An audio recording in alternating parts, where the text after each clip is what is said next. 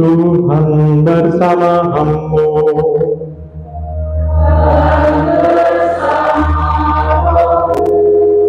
Inilah Injil suci menurut Santo Yohanes.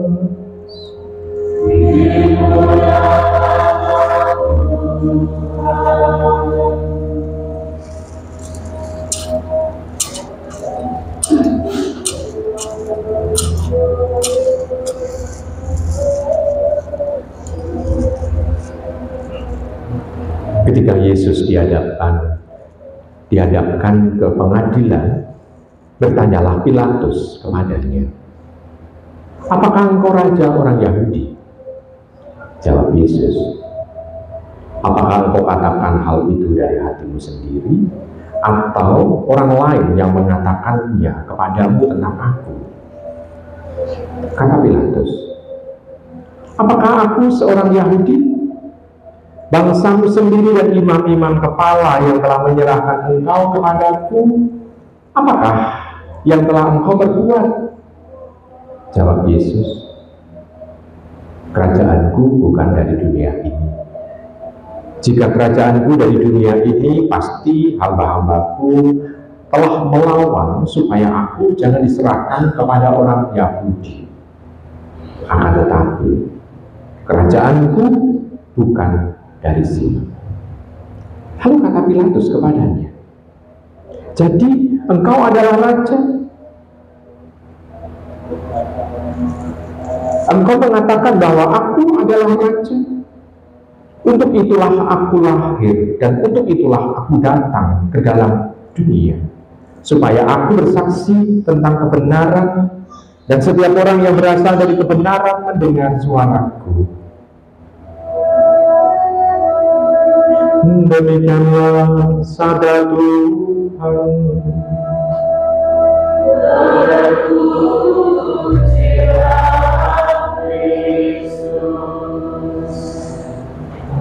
Saudari-saudari terkasih dalam Tuhan, pada waktu ditanya oleh Pilatus, "Apakah engkau adalah raja?" Sebetulnya Tuhan Yesus itu mau mengadili, seolah-olah mengadili Pilatus dengan mengatakan, "Kamu mendengar dari hatimu sendiri atau dari omongan orang lain?" Untuk mau menegaskan bahwa pengakuan sebagai raja itu hendaknya bukan sekedar omongan dari orang lain yang kita dengarkan, namun sebetulnya adalah ungkapan hati yang paling dalam kehidupan kita.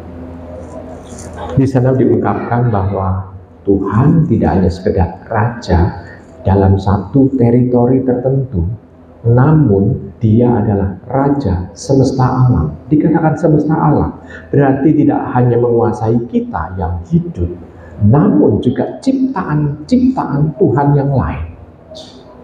Berarti mau diungkapkan di sana kedudukan Dia raja ini sungguh agung. Jadi tidak hanya raja yang menguasai wilayah tertentu. Biasanya kalau raja itu di wilayah tertentu, lalu penyebutannya harus dengan gelar tertentu gitu. Entah sultan, entah sunan, entah kaisar, entah siapa. Kalau di Malaysia, datuk siapa atau Sri Baginda siapa, harus dengan gelar-gelar tertentu untuk itu. Namun Dia adalah raja semesta alam di situ. Seolah-olah Tuhan tidak pakai gelar. Paling tidak gelar yang seringkali diungkapkan adalah Dia adalah Mesias, Kristus, Al-Masih. Adalah gelar dirinya. Artinya gelar yang diungkapkan, yang dengan simbol yang mengatakan adalah Dia yang diurapi, dan yang diurapi itu adalah raja. Dan kita bisa melihat kita sebetulnya semenjak kita mengenal Kristus, Dia adalah raja. Namun sebetulnya ada sesuatu yang lebih dalam lagi kalau itu ditanyakan kepada kita. Apakah Dia sungguh merajai dalam kehidupan kita sehari-hari? Dia sebagai raja yang seperti apa?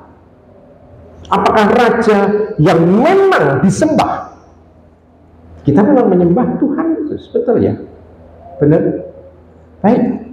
Saya mau tanya dulu kepada panjenengan,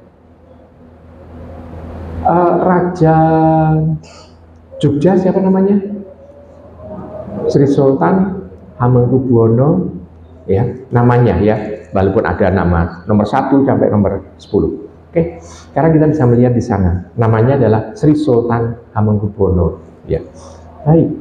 Siapa yang berani di hadapan dia mengatakan tanpa kata Sri Sultan? Ada enggak? Langsung namanya Hamengkubuwono di hadapan dia. Siapa yang berani? Tidak ada. Tapi kalau berhadapan dengan Tuhan Yesus, Anda di dalam doa mengungkapkan kata Tuhan enggak? Seringkali dalam doa, halo, jangkar toh? Bener? Bro, pernah kamu manggil bapakmu Hengki? Pani? Manggilnya gimana? Pakai papa kan? Atau bapak ya? Tapi kalau namanya siapa? Hengki kan? Sebut Hengki gitu. Pani? Enggak. Dengan orang yang dekat saja kita bisa menghormati. Dengan yang punya kekuasaan kita menghormati. Tapi dengan Tuhan Yesus, apakah kita menghormati? Baik, kalau demikian kita bisa bertanya, kalau demikian Tuhan Yesus itu Raja yang bagaimana di dalam kehidupan kita sehari-hari? Apakah dia sungguh menguasai kita? Apakah dia sungguh-sungguh itu adalah orang yang dekat dengan kita? Apakah dia adalah orang yang sungguh-sungguh kita tunggu kehadirannya supaya kita bisa merasakan keintiman, kita bisa merasakan kebebasan, kita bisa merasakan kebaikan? Apakah itu bisa dirasakan? Apakah betul dia merajai kita? Nah, itu kan pertanyaan untuk kita sekarang. Kalau kita merayakan hari raya Kristus Raja semesta alam, lalu dalam diri kita ini bagian mana yang dirajai oleh Tuhan? Harusnya yang dirajai bagian mana? Halo? Tentu saja tidak bagian kuku dan rambut karena bisa dipotong dan dibuang. Betul? Lalu yang dirajai oleh Tuhan bagian mana? Bagian mana? Apakah pikiran kita dirajai oleh Tuhan Yesus? Halo? Pikiran kita dirajai oleh Tuhan Yesus? Sudah dirajai? Betul? Seringkali kita justru melupakan. Apakah hati kita dirajai oleh Tuhan Yesus? Halo? Apakah sikap kita, tindakan kita, kata-kata kita, tingkah laku kita juga dirajai oleh Tuhan Yesus? Ini pertanyaan-pertanyaan real. Kalau kita mengakui dia sebagai Raja semesta alam dan dia merajai kita, hendaknya kita bisa menjawabnya. Dia merajai pikiran kita. Apakah hati kita juga, tindakan kita, kata-kata kita juga dirajai oleh dirinya? Diharapkan iya jawabannya. Kalau iya, maka kita akan dijauhkan dari yang namanya dosa. Akan dijauhkan dari itu.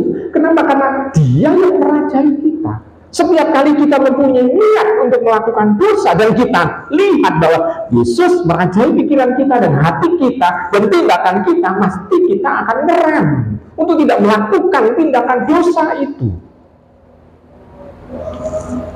Nah, ini adalah konsekuensi dari iman kita akan Kristus sebagai Raja semesta alam.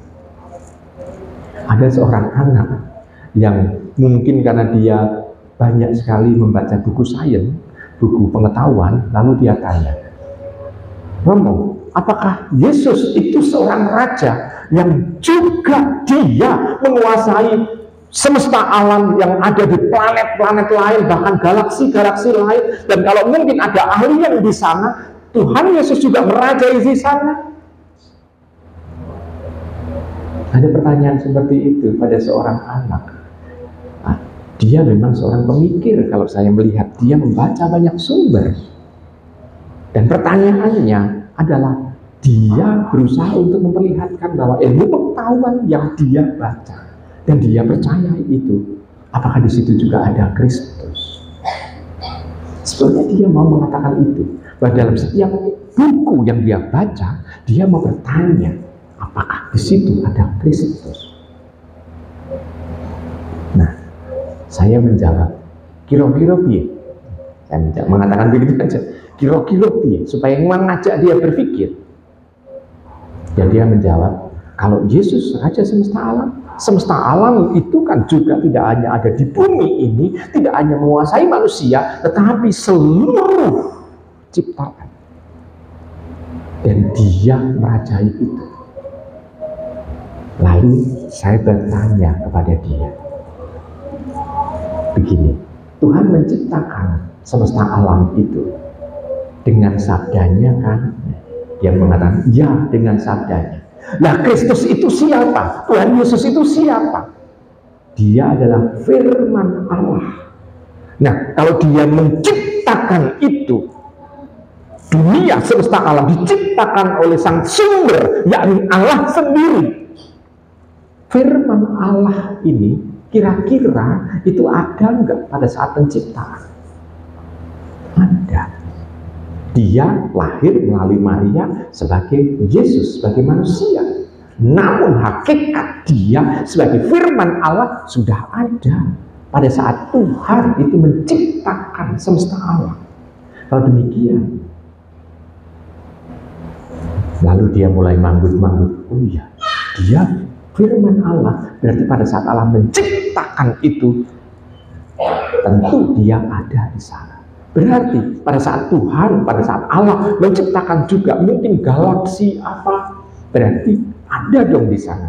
Ya sudah, itu jawabannya. Maka kita harus bangga dengan Tuhan.